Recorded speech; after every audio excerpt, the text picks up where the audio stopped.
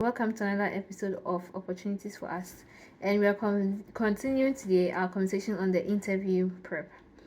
Um, the last episode we talked about how to prepare for an interview, and I used a real life example of what a professional in Ghana faced, and I received some feedback about actually talking about how to find a job.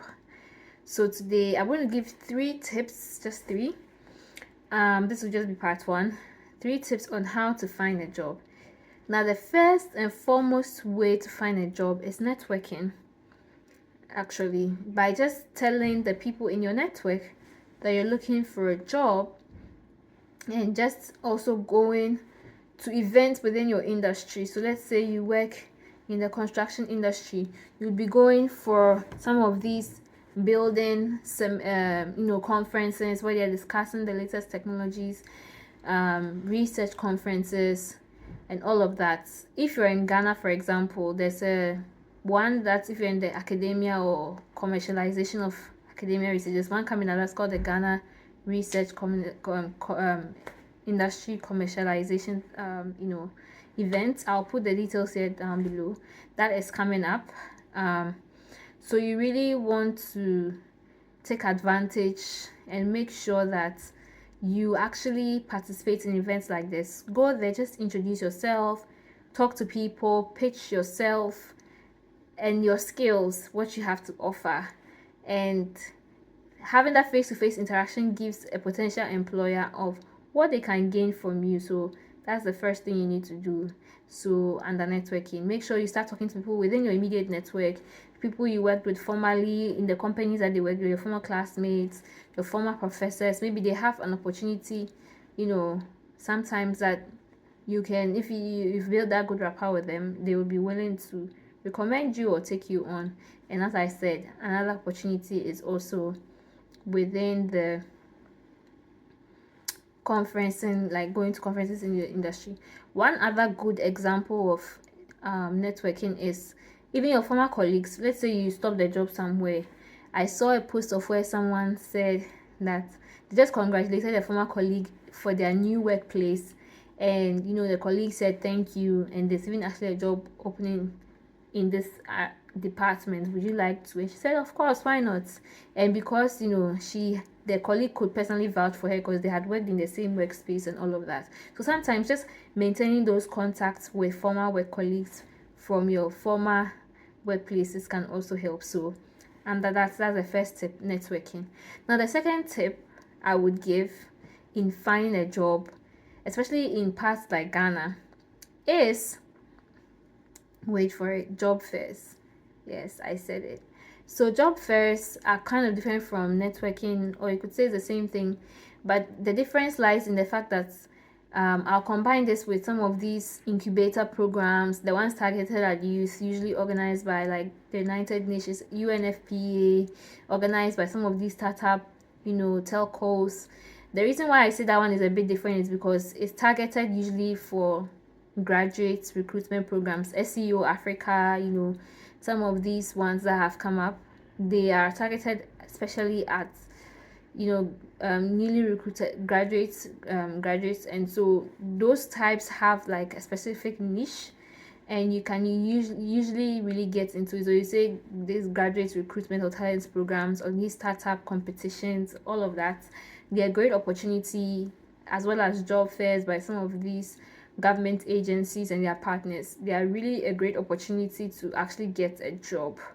Even if you don't get a job, you get opportunity to network with people that can possibly lead you to a job. So that's a really good way to actually get a job. Now, the third and last example of how to get a job. All of these examples are not the conventional ones that looking on job websites. I should have probably put that as a disclaimer. These are like other things that you actually need to prioritize. Doing those job website applications are really good, but the truth of the matter is that everybody else is also doing the same thing. So what are you doing differently, to make sure you stand out? And usually you want to be in the face of the person that can potentially hire you. And these are some of the ways that you get the opportunity to be in that space. the second reason, the second point I mentioned, for example, some of these job competitions and some for youth and stuff like that, some of the people who are invited as advisors or judges for these programs are HR companies or people who own companies that can possibly employ you. So when they see you and like you applying your skills in certain areas, they can potentially offer you a job. I remember, for example, there was one in the Netherlands called the NBC New Business Challenge that was being done by the Ghana Netherlands Business Council for some years in Ghana. And for the companies that we worked with, and then we pitched, it was a sustainability challenge series. Most of them wanted to hire most of the people that worked on solving problems for their companies. So that's how it works. Some of the companies will become really interested in some of the things that you do. I think right now the only program that they have for youth running is something on agriculture, horticulture challenge or something like that. So if you're in the agri environment, you really want to look at that as well for the Ghanaians, based in Accra, the Ghanaian youth. So these are some of the opportunities available to you. Some of the people I know, I was a judge for that program last year. Some of the people, I saw some of the company reps approaching them and talking to them about extending some of the solutions that they pitched, into an actual thing. So then they would invite you and actually employ you. So that's a way to get out of the unemployment arena and get yourself into the employment arena. Now I would say that the third and then the last one would be social media. Documenting your wins and your works and then posting them on LinkedIn, Instagram, possibly TikTok. I'm not on TikTok yet, but I learned that it's a fantastic way, to share some of the things that you do. It's really interesting. I've seen people do challenges like, oh, they're learning code in 100 days, and by day 50, the project that they're working on is, it's not just because the project they're working on is mind blowing, but then the fact that they've shown consistency and shared and documented that with the rest of the world and shown accountability. So somebody picks it up and is like, I want to work, I want you to come and work for me. And so these are some of the ways to actually get yourself out of the unemployment arena.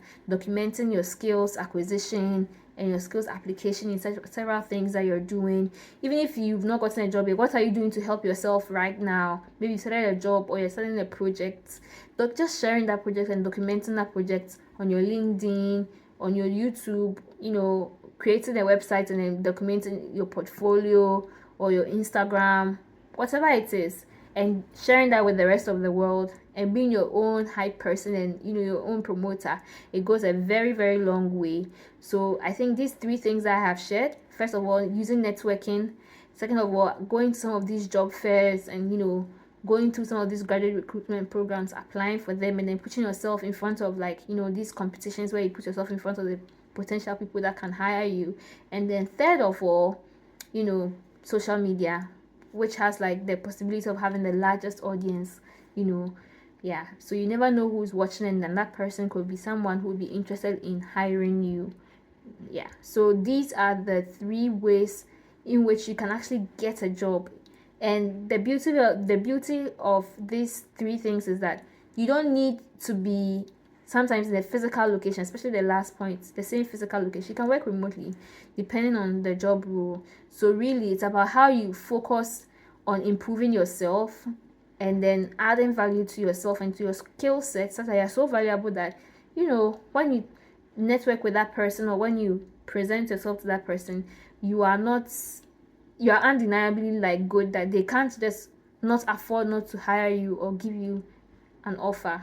So these are some of the ways for my fellow African youth to consider when looking for a job.